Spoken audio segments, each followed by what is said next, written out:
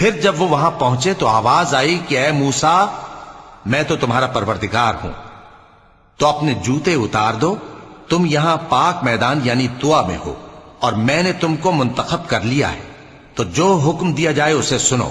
بے شک میں ہی اللہ ہوں، میرے سوا کوئی معبود نہیں، تو میری عبادت کیا کرو اور میری یاد کے لیے نماز پڑھا کرو۔ قیامت یقیناً آنے والی ہے، میں چاہتا ہوں کہ اس کے وقت کو پوشیدہ رکھوں تاکہ ہر شخص جو کوشش کرے اس کا بدلہ پائے۔ تو جو شخص اس پر ایمان نہیں رکھتا اور اپنی خواہش کے پیچھے چلتا ہے، کہیں تم کو اس کے یقین سے روک نہ دے، تو اس صورت میں تم ہلاک ہو جاؤ۔ اور اے موسیٰ، یہ تمہارے داہنے ہاتھ میں کیا ہے؟ انہوں نے کہا، یہ میری لاٹھی ہے، اس پر میں ٹیک لگاتا ہوں اور اس سے اپنی بکریوں کے لیے پتے جھاڑتا ہوں، اور اس میں میرے اور بھی کئی فائدے ہیں۔ فرمایا کہ موسیٰ اسے زمین پر ڈال دو، تو انہوں نے اس کو ڈال دیا اور وہ یکا یک سانپ بن کر دوڑنے لگا۔